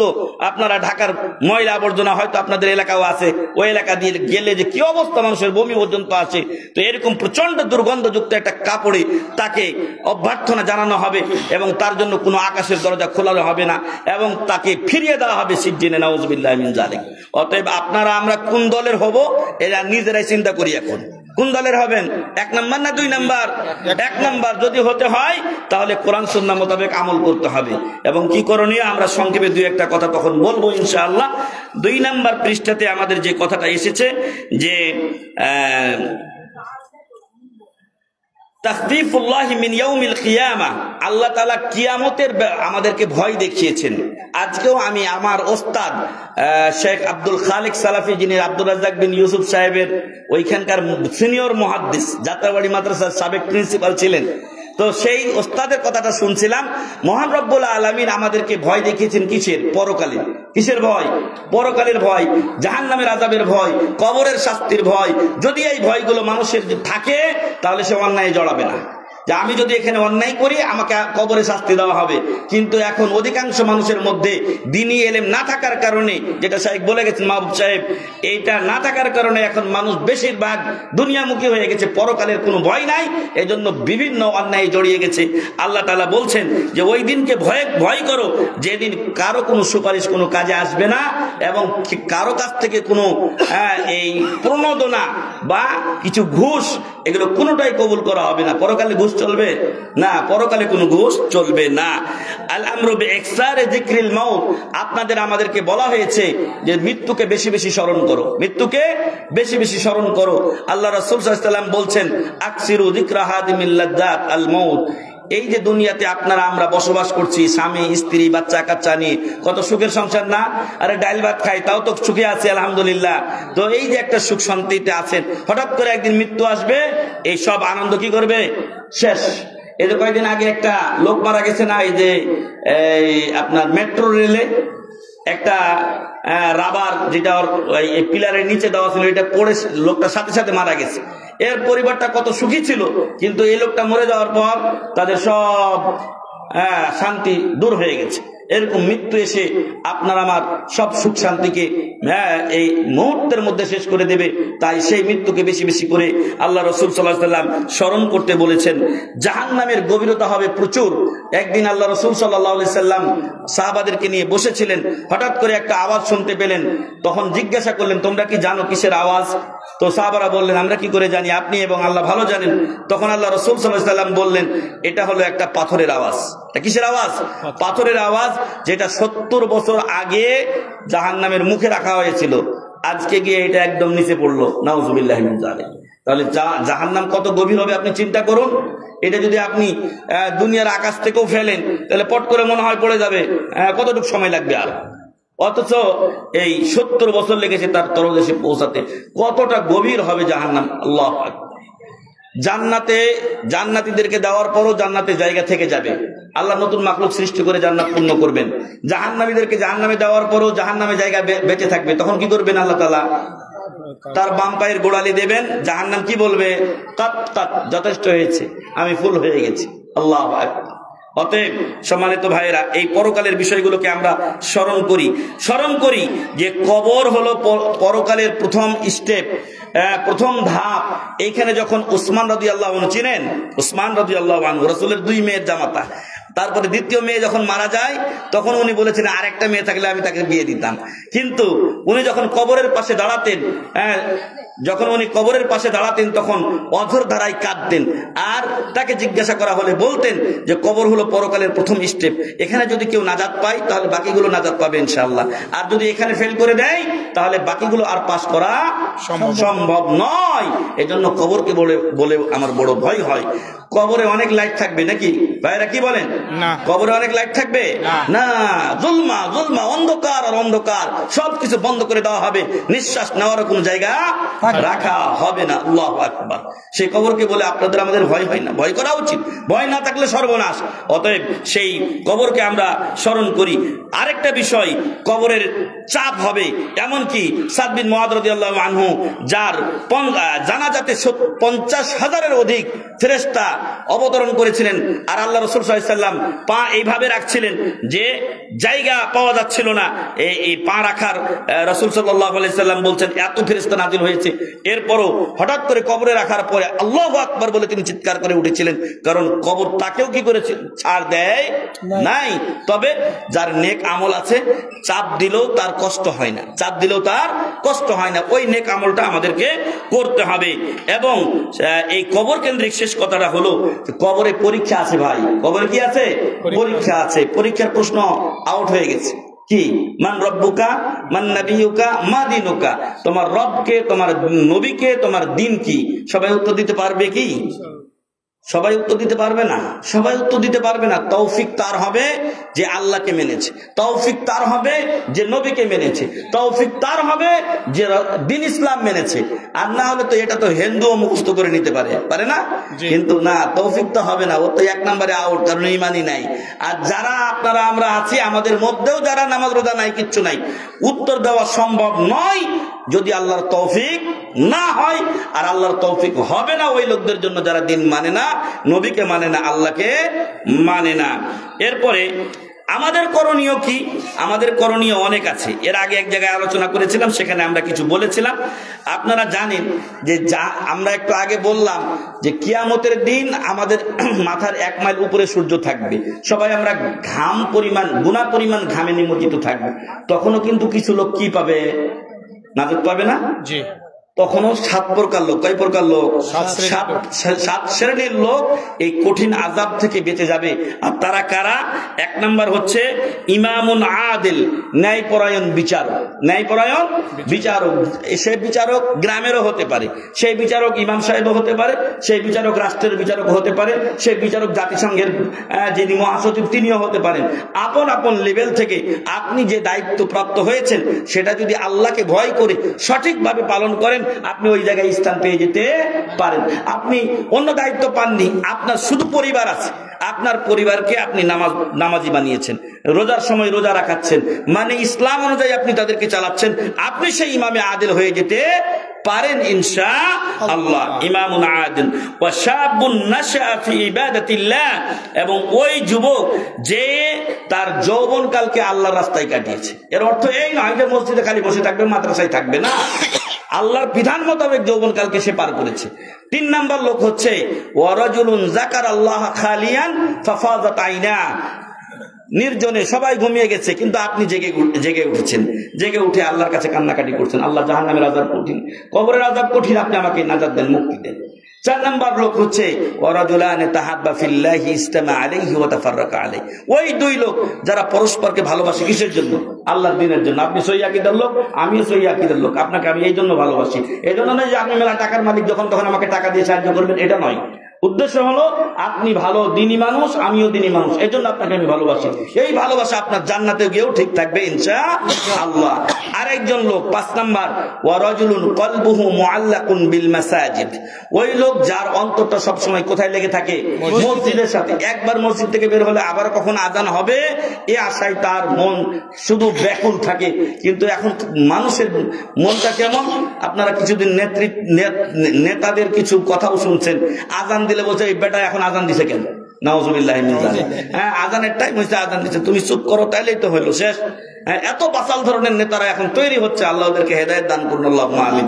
তো বলছিলাম যে এখন হলো আজান দিলে তখন মানুষেরা কি বলে, মুয়াজ্জিনের তো আর কাজ নাই, খায় দেয়, খালি আজান দেয়, খালি আজান দেয় না। আজান আপনাকে নাজাতের দিকে ডাকে, হাইয়া আলাস সালাতি হাইয়া আলাল ফালাহ। ফালাহ হলো নাজাত, কল্যাণের পথে আপনাকে আহ্বান করছে। আপনি ওযু করবেন, গুনাহ মাফ হবে, আপনি বলবেন আশহাদু আল্লা ইলাহা ইল্লাল্লাহু ওয়াহদাহু লা শারীকা লাহু ওয়া আশহাদু আন্না মুহাম্মাদান আবদুহু ওয়া রাসূলুহু, আপনার জন্য জান্নাতের 8টা দরজা খুলে যাবে। সুবহানাল্লাহ। অতএব এগুলো হলো করণীয় অন্তর্ভুক্ত। হ্যাঁ, এই যে এই কাজগুলো যেগুলো বললাম, এগুলো করণীয় অন্তর্ভুক্ত, 7 প্রকার লোকের মধ্যে অন্তর্ভুক্ত হতে হবে। 6 নাম্বার লোক হলো যেই লোককে একজন সুন্দরী সম্ভ্রান্ত পরিবারের সুন্দরী মহিলা ডাকে যে আসো আমার ঘরে, নির্জনে, কেউ নাই আমাদের বাড়িতে, তোমার খায়েশ পূরণ করো আমার সাথে। কিন্তু সে বলে ইন্নী আখাফুল্লাহ, তার ঈমান এতটা মজবুত, সে বলে আমি আল্লাহকে ভয় করি, তোমার এই অন্যায় আবেদনে আমি সাড়া দিতে পারবো না। কয়জন আছে এখন? কয়জন হাজি গাজি ফার্স্ট ডিভিশন ফেল করবে? হ্যাঁ, মেলা দরবারে আছে, এই দরবারগুলোতে এইগুলো কাজই চলে। নাউজুবিল্লাহি মিন যালিক। আল্লাহ হেদায়েত দান করুন, আল্লাহুম্মা। শেষ কথা যিনি, যেটা আমাদের শায়েখ বলতে ভুলে গিয়েছিলেন, মসজিদ মাদ্রাসায় দান। সেই মসজিদ মাদ্রাসায় দানের ব্যাপারে বলা হয়েছে যে এত গোপনে 7ম ব্যক্তি যে আরশের ছায়ার নিচে স্থান পাবে কিয়ামতের দিন, এত গোপনে দান করে যে ডান হাত কি দান করলো বাম হাত জানে না। আল্লাহু আকবার। এখন আমি কি করি, 10 টাকা দান করার পর আমার নামটা কোন, ইসমাইল ভাই আমার নাম বলেন যে আমি এত টাকা দান করেছি, হ্যাঁ মারহাবা। এটার জন্য যদি হয় আমার দান কবুল হবে না, এই জন্য গোপনে দান করতে হবে। আমাদের এইখানে একটা মাদ্রাসা আছে, আমাদের মঈনুল ইসলাম ভাই, তার মেয়ে মাশাআল্লাহ কোরআনের হাফেজা হয়েছে, আরো ছেলেরা এখানে লেখাপড়া করে। আপনাদের কাছে আমরা উদাত্ত আহ্বান করব, 10-এর লাঠি 1-এর বোঝা, এই মাদ্রাসা এবং এই যে ফাউন্ডেশন, এই যে মসজিদের কথা বলা হচ্ছে, এখানে যে বিষয়গুলো দরকার, আসুন না আমরা সবাই মিলে যতটুকু পারি একটু সহযোগিতার হাত বাড়িয়ে দেই, আর আল্লাহ যেন আমাদেরকে সে তৌফিক দান করেন, আল্লাহুম্মা আমিন। তো এই ছিল আপনার 7 প্রকার ব্যক্তি এবং আরো কিছু আমল। তার মধ্যে একটা হচ্ছে তাওহীদ ঠিক রাখতে হবে। মাদানী আলেমরা বেশি বেশি তাওহীদ তাওহীদ বলে, কেন? কারণ যে ব্যক্তি তাওহীদের উপর মৃত্যুবরণ করে সে জান্নাতে যাবেই যাবে ইনশাআল্লাহ, আর যে শিরকের উপরে মৃত্যুবরণ করে কোথায় যাবে? জাহান্নামে যাবে। নাউজুবিল্লাহি মিন যালিক। 2 নাম্বার, 1 নাম্বার এবং 2 নাম্বার চলে গেল। 3 নাম্বার হচ্ছে জাহান্নাম থেকে নাজাতের অন্যতম উপায় হলো আল্লাহর কাছে বেশি বেশি দোয়া করতে হবে, আল্লাহ তুমি আমাকে জাহান্নাম থেকে বাঁচাও, কবরের আযাব থেকে বাঁচাও। কারণ হাদিসে বর্ণিত হয়েছে যে যে ব্যক্তি 3 বার বলে আল্লাহুম্মা ইন্নী আউযু বিকা মিনান নার, আল্লাহুম্মা ইন্নী আউযু বিকা মিনান নার, আল্লাহুম্মা ইন্নী আউযু বিকা মিনান নার, যদি কেউ 3 বার জাহান্নাম থেকে আশ্রয় চায়, জান্নাত চাই, জাহান্নাম থেকে আশ্রয় চাই, তাহলে জাহান্নাম আল্লাহকে বলে আল্লাহ এই লোকটাকে জাহান্নাম থেকে বাঁচাও, আল্লাহু আকবার। আর যদি কেউ 3 বার আল্লাহর কাছে জান্নাত চাই, আল্লাহুম্মা ইন্নী আসআলুকাল জান্নাহ, বলেন আল্লাহুম্মা ইন্নী আসআলুকাল জান্নাহ, আল্লাহুম্মা ইন্নী আসআলুকাল জান্নাহ, আল্লাহুম্মা ইন্নী আসআলুকাল জান্নাহ, আল্লাহ তোমার কাছে আমরা কি চাই? জান্নাত চাই। জান্নাত তখন বলে আল্লাহ তুমি এদেরকে জান্নাতে দিয়ে দাও, সুবহানাল্লাহ। তাহলে 3 নাম্বার গেল, জান্নাত চাইতে হবে। 4 নাম্বার, আপনাকে সব নামাজের হেফাজত করতে হবে, বিশেষ করে ফজর আর আসরের নামাজকে হেফাজত করতে হবে। রাসূল সাল্লাল্লাহু আলাইহি ওয়াসাল্লাম বলছেন, যে ব্যক্তি ফজর ও আসরের জামাতকে হেফাজত করে সে দাখালাল জান্নাহ, জান্নাতে চলে যাবে, সুবহানাল্লাহ ওয়া বিহামদি। 5 নাম্বার আমল হচ্ছে জোহরের আগে পরে 4 রাকাত করে সুন্নাত নামাজ পড়বেন। জোহরের আগে তো 4 আছেই, পরে 2 আছে, কিন্তু 2 এর সাথে আরো 2 অ্যাড করবেন, তাহলে 4 হয়ে যাবে। আর যে এটা হলো একটা খাস আমল, যদি কেউ এটা করে তাহলে আল্লাহ তাকে জাহান্নামের উপরে হারাম করে দিবেন, সুবহানাল্লাহ। এটা গেল 5 নাম্বার। 6 নাম্বার হলো আল মুহাফাজাতু আলা তাকবীরাতিল ইহরাম, তাকবীরে তাহরিমার সাথে নামাজ পড়ার চেষ্টা করতে হবে। রাসূল সাল্লাল্লাহু আলাইহি ওয়াসাল্লাম বলছেন, যে ব্যক্তি 40 দিন তাকবীরে তাহরিমার সাথে নামাজ পড়বে, আল্লাহ তার 2টি নাজাত ও মুক্তির ব্যবস্থা করবেন। একটা হচ্ছে জাহান্নাম থেকে নাজাত ও মুক্তি, আর একটা হলো কি থেকে? মুনাফিকি থেকে নাজাত ও মুক্তির ব্যবস্থা করে দিবেন, সুবহানাল্লাহ ওয়া বিহামদি। 7 নাম্বার, বেশি বেশি রোজা রাখার চেষ্টা করবেন, বিশেষ করে সোমবার, বৃহস্পতিবার বা আইয়ামে বীজের 3টা এই রোজাগুলো রাখবেন। কারণ কেউ যদি একদিন আল্লাহকে খুশি করার জন্য রোজা রাখে, আল্লাহ তার চেহারাকে জাহান্নামের থেকে 70 বছরের দূরত্বে নিয়ে যান, সুবহানাল্লাহ। এরপরে 8 নাম্বার আমল আল বুকাউ মিন খাশিয়াতিল্লাহ, আল্লাহর ভয়ে ক্রন্দন করা। যেই চক্ষু আল্লাহর রাস্তায় পাহারা দেয় আর আল্লাহর ভয়ে কাঁদে, ওই চক্ষু কোনোদিন জাহান্নামে যেতে পারে না। 9 নাম্বার ইহসান ও তারবিয়াতিল বানাতি আবিল আখাওয়াত। আমাদের সমাজটা তো হিন্দুয়ানি সমাজের কাছাকাছি চলে গেছে। মেয়ে হলে মনটা খারাপ হয়, আরে ভাই মেয়ে বাড়িতে বরকত নিয়ে আসে। আল্লাহ রাসূল সাল্লাল্লাহু আলাইহি ওয়াসাল্লামের অনেকগুলো ছেলে ছিল না? হ্যাঁ, আল্লাহ রাসূল সাল্লাল্লাহু আলাইহি ওয়াসাল্লামের 4টা মেয়ে ছিল। সব বাচ্চা যেগুলো ছেলে হয়েছিল ছোটতেই মারা গেছিল, আর বেঁচে যা ছিল সেগুলো কারা ছিল? মেয়েরা ছিল। মেয়েদেরকে ভেজাল মনে করবেন না, মেয়েরা আল্লাহর নিয়ামত। কারো যে সন্তানই হয় না, আপনি কি করবেন? হ্যাঁ, তো এই জন্য বলবো যে আল্লাহ রাসূল সাল্লাল্লাহু আলাইহি ওয়াসাল্লাম বলছেন, যে ব্যক্তি তার 2টা বা ততোধিক বোন বা মেয়েকে সঠিকভাবে লালন পালন করলো, সুপাত্রে পাত্রস্থ করলো, ভালো শিক্ষা দিল, কুন্না লাহু সিতরাম মিনান নার, এই মেয়েগুলোই তার জন্য জাহান্নাম থেকে বাঁচার মাধ্যম হয়ে যাবে, সুবহানাল্লাহ। অতএব এই বিষয়গুলো খেয়াল রাখবেন। মেয়েকে, বোনকে, আমাদের মাইনুল ইসলাম ভাইয়ের মেয়ে হয়েছে কালকে, মাশাআল্লাহ, আমাদের মাইনুল ইসলাম ভাইয়ের কালকে মেয়ে হয়েছে। যদি বাচ্চার সুসংবাদ হয় তাহলে দোয়া পড়তে হয়, বারাকাল্লাহু লাকা ফিল মাওহুবা। মেয়ে তো এই জন্য মাওহুবা আমরা বলি, বারাকাল্লাহু লাকা ফিল মাওহুবা ওয়া শাকারতাল ওয়াহিব, বলেন ওয়া শাকারতাল ওয়াহিব ওয়া রুজিকতা বিররাহা ওয়া বালাগাত আশুদ্দাহা আল্লাহ যা আপনাকে দিয়েছেন তাতে যেন বরকত দান করেন, আপনি যেন আল্লাহর শুকরিয়া আদায় করেন, মেয়েটাকে যেন আল্লাহ আপনার প্রতি সদ্ব্যবহারকারী বানায় এবং তাকে দীর্ঘায়ু দান করেন, আল্লাহুম্মা আমিন। এটা হলো হাদিসের দোয়া। আর আমরা একদম কি কই না কই, আল্লাহু আলাম। তো যাই হোক, মেয়েরা আমাদের জন্য শান্তি এবং জাহান্নাম থেকে নাজাতের মাধ্যম ও কারণ।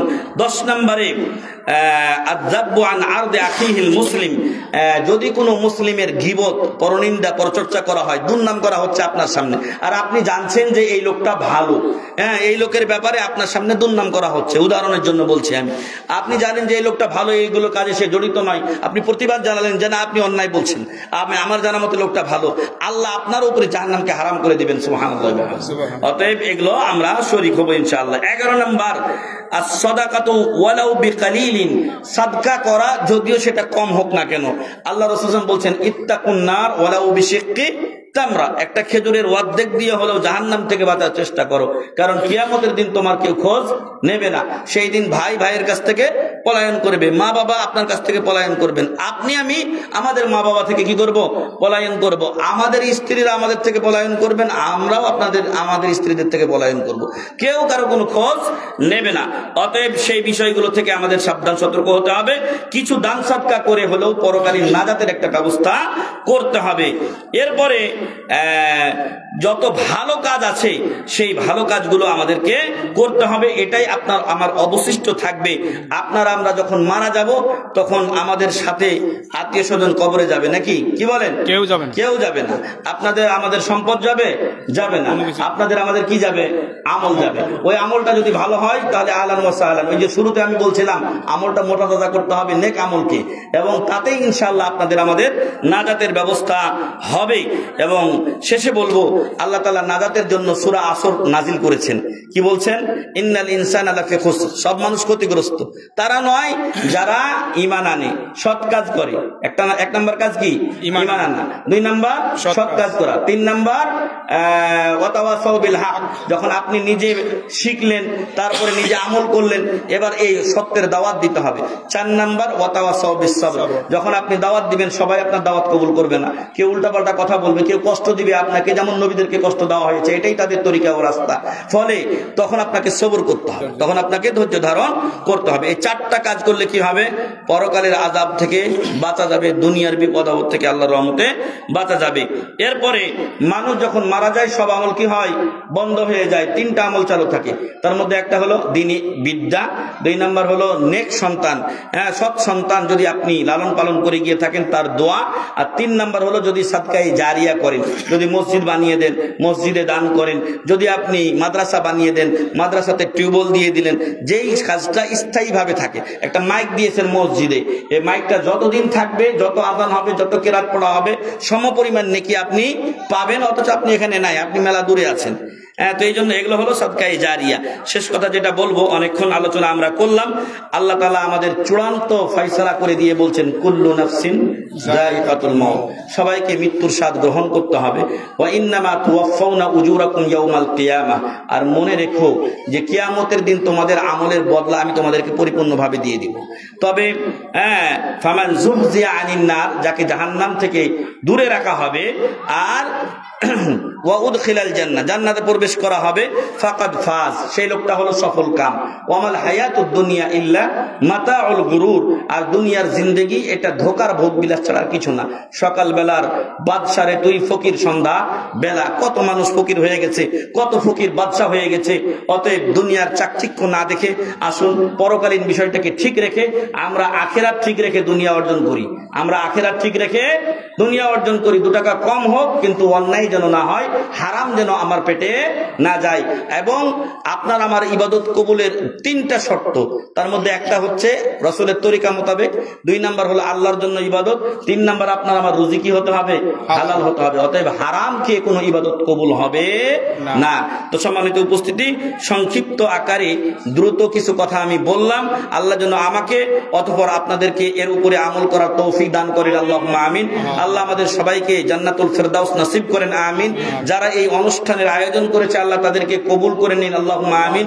এবং আল্লাহ তাআলা যেন আপনারা যারা এখানে এসে এই অনুষ্ঠানকে সফল করেছেন, আল্লাহ তাআলা আপনাদের সার্বিক কল্যাণ করুন, আল্লাহুম্মা আমিন। এবং আল্লাহ তাআলা যেন অত্র এলাকায় তাওহীদ ও সুন্নাহর মশাল জানিয়ে দেন, আল্লাহুম্মা আমিন। আল্লাহ তাআলা আপনাদের আমাদের সবাইকে কোরআন ও সহিহ সুন্নাহর উপরে চলার তৌফিক দান করুন, আমিন। ওয়া আখিরু দাওয়ানা আনিল হামদুলিল্লাহি রাব্বিল আলামিন। আমি কিছু হাদিয়া দিতে চেয়েছিলাম, হাদিয়াগুলো আমরা এখন দেব, আপনারা রেডি হন। আমাদের যে মসজিদের কাজ করতেছে না, আমাদের দিনী ভাইয়েরা মিলে 98,000 টাকা আজকে দেবে। মাশাআল্লাহ, কিছু দান করুন। হ্যাঁ, আমাদের এই যে মসজিদের কাজ চলছে, অনেক দিনই ভাইয়েরা বিভিন্ন স্থান থেকে যারা এসেছেন তারা 98,000 টাকা দান করবেন সম্মিলিতভাবে। উনি 5,000, উনি 2,000, 4,000 এইভাবে করে 98,000 টাকা দান করার তারা একটা ওয়াদা করেছেন। আল্লাহ তাদের এই দানকে কবুল করুন, আল্লাহুম্মা আমিন। আমরা আপনাদের কাছ থেকে কিছু চাই। আছেন কেউ? আল্লাহর ঘরের কাজে দান করবেন। 1 লাখ। হ্যাঁ, এক হয়েছে, আরেক ভাই 2,000 টাকা দিয়েছে, মাশাআল্লাহ। হ্যাঁ, যারা উপস্থিত আছেন, হ্যাঁ, মাশাআল্লাহ মাশাআল্লাহ। আপনাদের মধ্যে কেউ আছেন এই দিনই কাজে? এটা হলো সাদকায়ে জারিয়া। মসজিদ যতদিন থাকবে ততদিন আপনি সওয়াব পেতেই থাকবেন, ওয়াইন কুনতা মাইয়াতা, যদিও আপনি মৃত্যু হন। 1 লক্ষ 1 টাকা হইছে। মাশাআল্লাহ মাশাআল্লাহ। হ্যাঁ, যারা দিতে চান একটু দেন। যারা দিতে চান আছেন কেউ? স্বেচ্ছায় দেন, অথবা নাই এখন আপনারা লিখিয়ে দেন, পরে দিবেন ইনশাআল্লাহ। 5 টাকা 500। মাশাআল্লাহ মাশাআল্লাহ। আর আছেন কেউ? বলেন আল্লাহর দিনের জন্য দান করবেন, এটা শরমের কিছু না নয়, বরং এটা আপনার জন্য একটা মাইল ফলক হয়ে থাকবে। এই উদ্যোগে যদি আপনি দান করেন, হয়তো পরে যাবেন তখন শয়তানি ওয়াসওয়াসায় আরো আপনাকে ভুলিয়ে দেওয়া হবে। মাশাআল্লাহ, যারা দিতে চান একটু তাড়াতাড়ি দিয়ে দেন, আমরা আমাদের ওয়াদা মোতাবেক প্রশ্নগুলো করে পুরস্কার দিয়ে আমাদের অনুষ্ঠান শেষ করে দেবো ইনশাআল্লাহ। আর মাদ্রাসা ফান্ডের জন্য 2000 টাকা দেওয়া হয়। মাশাআল্লাহ মাশাআল্লাহ, জাযাকুমুল্লাহ খাইর। যারাই যে বিভাগে দান করছেন, আল্লাহ সবার দানকে কবুল করে উহাকে তাদের নাজাতের ওসিলা করে দিন, আল্লাহুম্মা আমিন। 1,12,000 টাকা। মাশাআল্লাহ, মসজিদে 1,12,000 পর্যন্ত হয়ে গেছে। যারা এখনো বাকি আছেন শরীক হয়ে যান। মসজিদে মাদ্রাসাতেও সওয়াব আছে, তবে মসজিদে বেশি সওয়াব, কারণ এটা কার ঘর? এটা আল্লাহর ঘর, এটা আল্লাহর ঘর। মাদ্রাসাতেও দ্বীনি শিক্ষা দেওয়া হবে। আরো 200 টাকা দিছে। মাশাআল্লাহ মাশাআল্লাহ, আল্লাহ কবুল করুন, আল্লাহুম্মা আমিন। আমরা কি এইভাবেই থাকবো নাকি আমরা প্রশ্নগুলো করবো ভাইদেরকে? আচ্ছা, আমরা প্রশ্ন করছি। যে ব্যক্তি, নিয়ম হলো হাত তুলবেন, যাকে বলতে বলা হবে তিনি বলবেন। যে ব্যক্তি 40 দিন তাকবীরে তাহরিমার সাথে সালাত আদায় করে, মানে তাকবীরে উলার সাথে, সেই ব্যক্তির ফজিলত কি? কে বলতে পারবে? মাশাআল্লাহ, বলেন আপনি।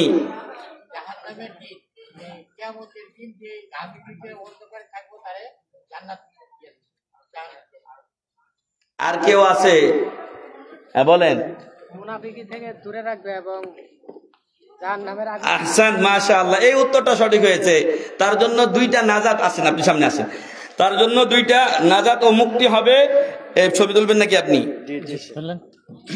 একটা হলো, এটা তো হাদিয়া, মানে প্রশ্নের উত্তর দিয়ে, এটা বড় জিনিস। তো একটা হলো জাহান্নাম থেকে মুক্তি, আর একটা হলো মুনাফিকি থেকে মুক্তি, নাজাত। বুঝছে? আচ্ছা, যখন আমরা মারা যাব তখন 3টে জিনিস আমাদের সাথে যায়। সেই 3টি জিনিস কি কি, কে বলতে পারবে? হ্যাঁ, মারা যাওয়ার পর 3টি জিনিস যে অবশিষ্ট থাকে, অবশিষ্ট না, আমাদের সাথে যায়। তার মধ্যে একটা থাকে, 2টা ফিরে আসে। ওই 3টা জিনিস বলবেন। সুন্নতের দিক থেকে না, আমার আলোচনায় বলেছি আমরা, যখন আমরা মারা যাই 3টি জিনিস আমাদের সাথে সাথে যায়, একটাই থাকে, 2টা চলে আসে। না পারলে বসেন, জাযাকুমুল্লাহ খাইর। হ্যাঁ, বলেন আপনি। হলো না, ওটাও বুঝছিল, এটা নয়, আরেকটা। আমরা আর কেউ আছেন? আমরা যখন মারা যাব তখন 3টি জিনিস আমাদের সাথে যায়। একটা জিনিস থাকে আমাদের সাথে, আর 2টা জিনিসই ফিরে চলে আসে। কে আছে?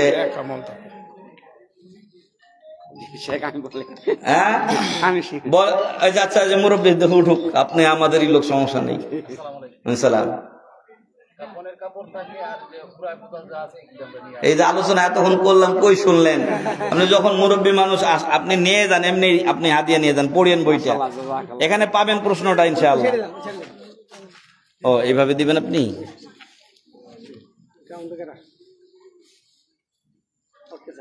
আচ্ছা, আসসালাম। কোন ভাই বলতে পারবেন না? আমরা বলে দেই, সময় নষ্ট হচ্ছে আমাদের।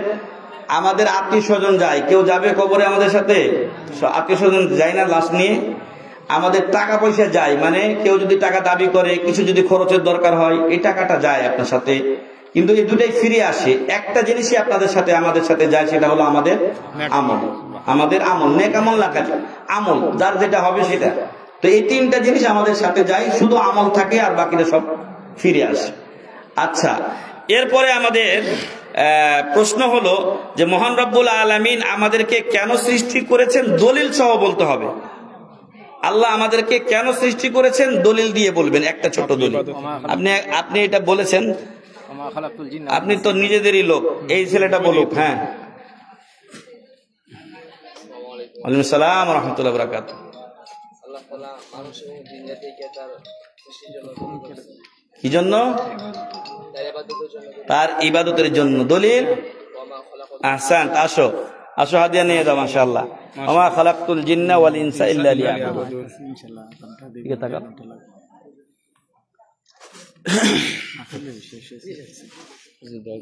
আচ্ছা, আল্লাহ তোমাকে বড় আলেম করুক এবং দ্বীনের পথে কবুল করুক, আল্লাহুম্মা আমিন।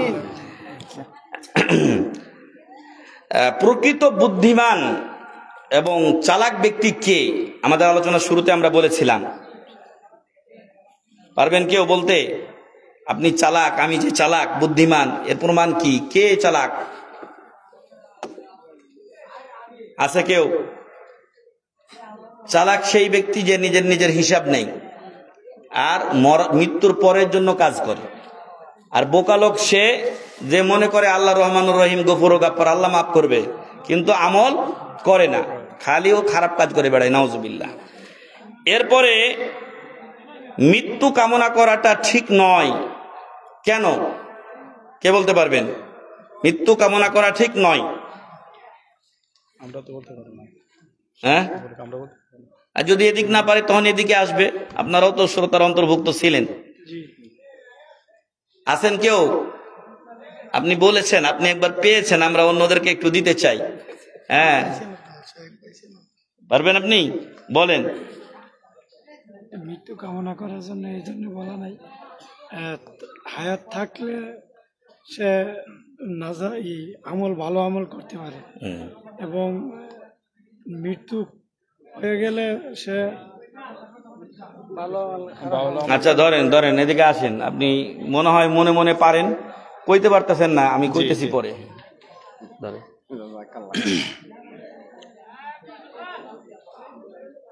না থাকলে বন্ধ করেন, শেষ তাহলে আর ছবি নাও দরকার।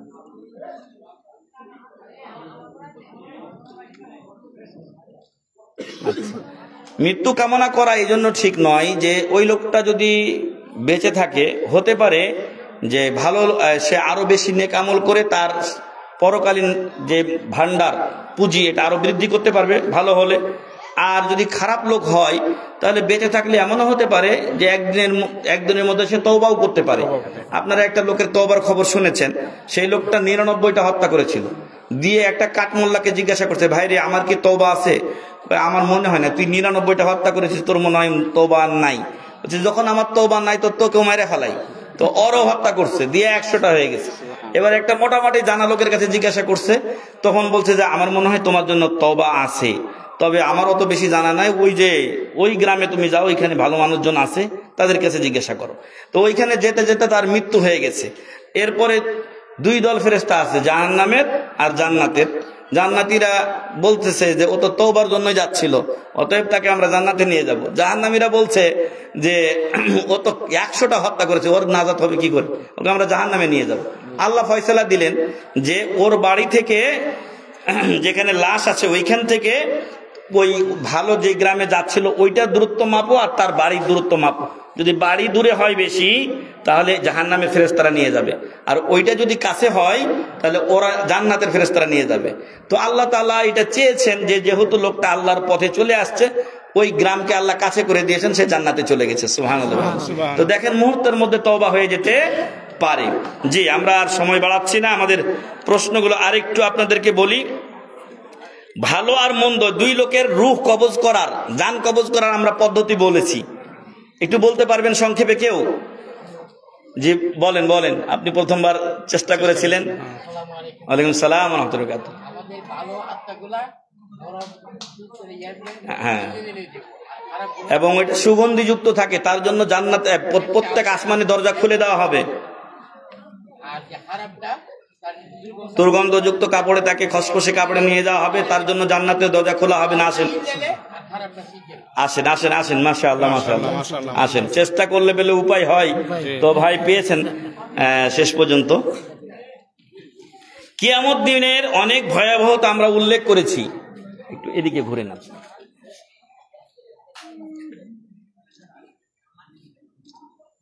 কিয়ামত দিবসের অনেক ভয়াবহতা আমরা উল্লেখ করেছি। আপনারা 2-1টা কথা বলবেন কিয়ামত দিবসের ভয়াবহতার ব্যাপারে। আছেন কেউ? হ্যাঁ, ছেলে বলো, তুমি চেষ্টা করছিলে আগে। প্রথমত সূর্য 1 মাইল উপরে, মাথার 1 মাইল উপরে থাকবে, মাশাআল্লাহ। দ্বিতীয়ত যার যার গুনাহ অনুযায়ী তার গুনাহ অনুযায়ী ঘামে নিমজ্জিত থাকবে। সুন্দর, আসো, উত্তর সঠিক হয়েছে। সুন্দর।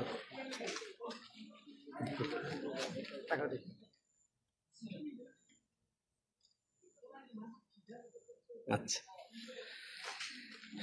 এরপরে আমাদের প্রশ্ন হচ্ছে, এটা তো চলে গেছে শেষ, এটা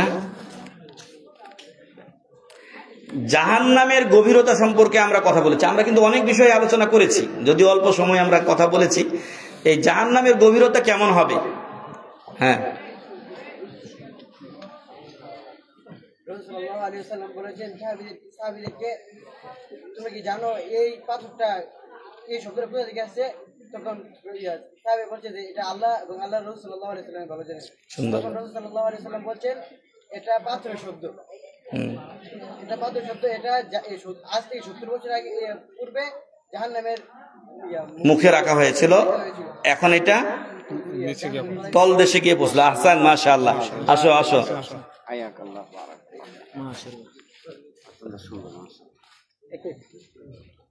এদিকে প্রমাণ হয়ে যে কে মনোযোগের সাথে কথা শুনছে। এই প্রশ্নগুলো এরপরে আমাদের প্রশ্ন হলো, কবর কেন্দ্রিক কিছু বিষয় আমরা বলেছিলাম। কবরে প্রশ্ন হবে, প্রশ্নোত্তর হবে, পরীক্ষা হবে কবরে। সেই কবরের প্রশ্নগুলো কি কি?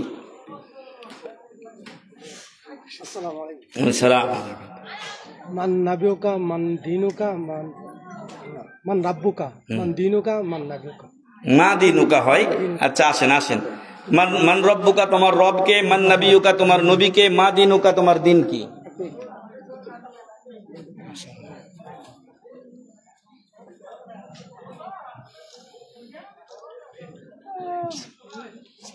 ওয়ালাইকুম আসসালাম ওয়া রাহমাতুল্লাহি ওয়া বারাকাতুহু।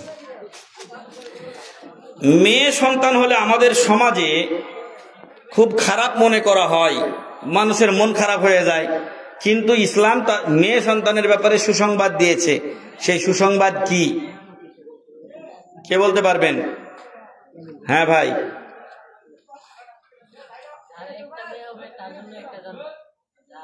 জান্নাতে ঘর ভাই তুমি তো জাল হাদিস বর্ণনা করলা, আমরা এইভাবে বলি নাই। আসো আসো, তুমি হাদিয়া নিয়ে যাও, পড়িও, এখানেও পেতে পারো, সমস্যা নাই। এটা প্রশ্নোত্তরের বই, যদিও আকীদা বিষয়। আসো নিয়ে যাও। তুমি যখন চেষ্টা করছো, এদিকে ঘুরো তুমি এখানে।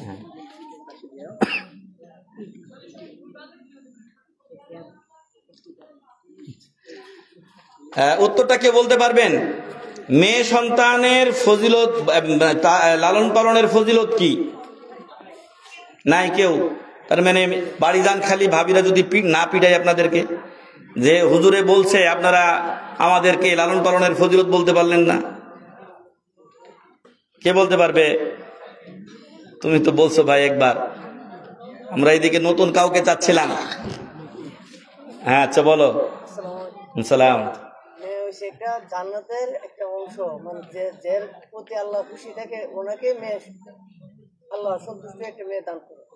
আর ওই সন্তান যদি মানুষ করে একজন সুশিক্ষিতর কাছে, একজন উলামা আলমের কাছে বিয়ে দিতে পারে, উনি জান্নাতের একটা লাইনে যাইতে যাইতে ঘুরে গেলে আবার আসো, এদিক দিয়ে আসো, যাও। এটা এই প্রশ্ন শেষ। এখানে ধরো বইটা পড়বা, যারা যারা বই পাচ্ছেন বইটা পড়বেন, অনেক এলেম হবে। 132টা প্রশ্ন উত্তর আছে এখানে। আমার মনে হয় এখন আবার বলে দিলে ভালো হবে। এটা বলবো আমি।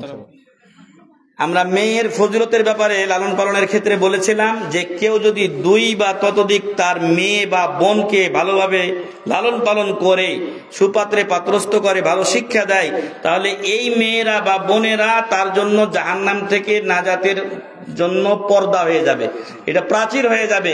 তাদেরকে জাহান্নামে যেতে দেওয়া হবে না এই বোনদের লালন পালন বা মেয়েদের লালন পালন করার জন্য। সুবহানাল্লাহ বিহামদি। এরপরে আমরা 7 প্রকার লোকের কথা বলেছি, মনে আছে? যারা আরশের ছায়ার নিচে স্থান পাবেন, এরকম লোকদের 3 জনের নাম বলবেন। আরশের ছায়ার নিচে স্থান পাবে এমন 3 জন ব্যক্তির নাম বলবেন। 3 শ্রেণীর লোক। কারা কারা এরা? হ্যাঁ, 7-এর মধ্যে 3টা নাই।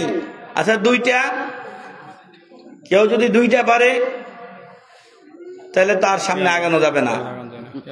হ্যাঁ, 1 নাম্বার হলো ন্যায়পরায়ণ বিচারক। 2 নাম্বার ওই যুবক যে তার যৌবনকালকে আল্লাহর রাস্তায় কাটায়। 3 নাম্বার ওই লোক যে নির্জনে আল্লাহর ভয়ে কাঁদে, চোখের পানি ফেলে।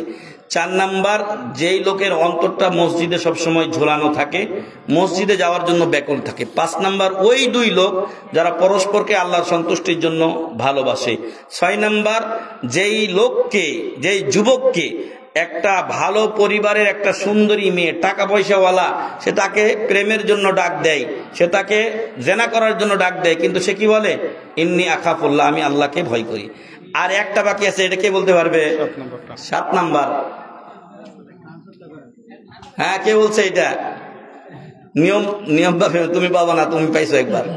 হ্যাঁ, যাই হোক, একটা 7 নাম্বার হলো ডান হাতে এত গোপনে দান করলো যে বাম হাত জানতে পারলো না। আচ্ছা, যে কোনো একটা, আমরা যেগুলো বলছি এগুলো বাদ দিয়ে আমি অনেকগুলো জান্নাতে যাওয়ার পথ বলেছি, আমল বলেছি, যেগুলো দিয়ে পরকালে আমরা নাজাত পেতে পারি। এরকম একটা আমলের কথা বলতে হবে, একটা আমল যা আপনাকে জান্নাতে নিয়ে যাবে। নাই? তার মানে ভালো করে মনোযোগ সহকারে শোনা হয় নাই। ফজরের নামাজ, এবং আপনি হাত তুলছিলেন নাকি? হাত মনে হয় দেখলাম এরকম করে, এই ভাই সামনে যে দাঁড়িয়ে আছে। যে ব্যক্তি ফজর এবং আসরের নামাজ জামাতের সাথে পড়ে সে জান্নাতে যাবে। সুবহানাল্লাহ ওয়া বিহামদিহি।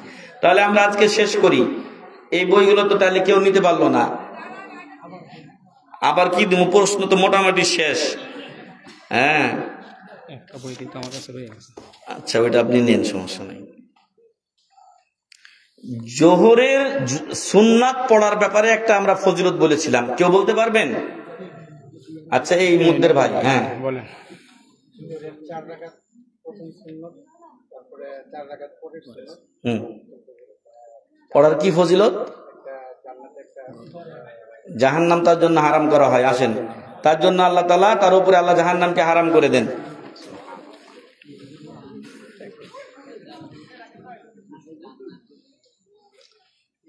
আচ্ছা, ঠিক আছে।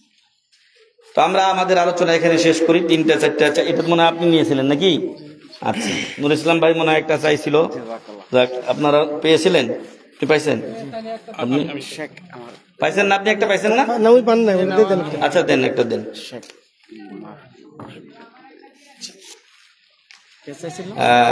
একটা প্রশ্ন এসেছিল, শাইখ দয়া করে আগামী ডিসেম্বরের 21 তারিখ আমাদের মাহফিলের কথাটা একটু বলে দিয়েন, জাযাকাল্লাহ খাইর। আমাদের আখাউড়ার ভাইয়েরা আগামী 21শে ডিসেম্বর রোজ রবিবার তারা মাহফিলের আয়োজন করেছেন। স্থানটা কোথায় ভাই?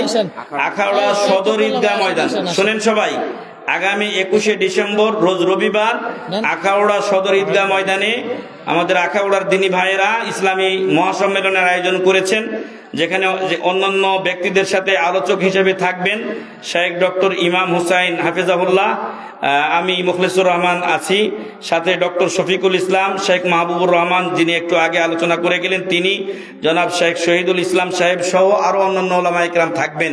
আপনারা সকলেই আমন্ত্রিত ইনশাআল্লাহ। কয় তারিখ? 21শে ডিসেম্বর রোজ রবিবার। আর স্থান কোথায়? আখাউড়া সদর ঈদগাহ ময়দান। আল্লাহ যেন সবাইকে সেখানে উপস্থিত হয়ে দ্বীনি ইলম অর্জন করার তৌফিক দান করেন, আল্লাহুম্মা আমিন। জাযাকুমুল্লাহু খাইরান। আল্লাহ আজকের মাহফিলকে কবুল করে নিন, আল্লাহুম্মা আমিন। যারা আপনারা এতক্ষণ পর্যন্ত আমাদের সঙ্গ দিয়েছেন, দ্বীনি মাহফিলটিকে সফল করেছেন, আল্লাহ আপনাদের সবাইকে কবুল করে নিন, আল্লাহুম্মা আমিন। আল্লাহ তাআলা আপনাদের আমাদের সবাইকে জান্নাতুল ফেরদাউস নসিব করুন, আল্লাহুম্মা আমিন। আল্লাহ তাআলা আপনাদের আমাদের সকল গুনাহ খাতা মাফ করে দিন, আল্লাহুম্মা আমিন।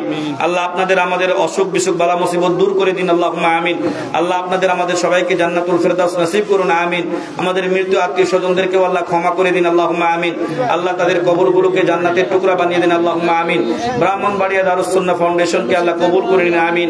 আমাদের মঈনুল ইসলাম ভাই যে আয়োজন করেছেন সেই আয়োজনকেও আল্লাহ কবুল করে নিন, এবং ইয়াকে যারা এখানে বিভিন্নভাবে সহযোগিতা করেছেন তাদেরকে, তাদের দানকে আল্লাহ কবুল করে নিন, আমিন। জাযাকুমুল্লাহু খাইরান। দোয়া পড়েন সবাই, যারা চলে গেলেন তারাও দোয়া পড়েন। সুবহানাকা আল্লাহুম্মা ওয়া বিহামদিকা আশহাদু আল্লা ইলাহা ইল্লা আনতা আস্তাগফিরুকা ওয়া আতুবু ইলাইক। আসসালামু আলাইকুম ওয়া রাহমাতুল্লাহি ওয়া বারাকাতুহু।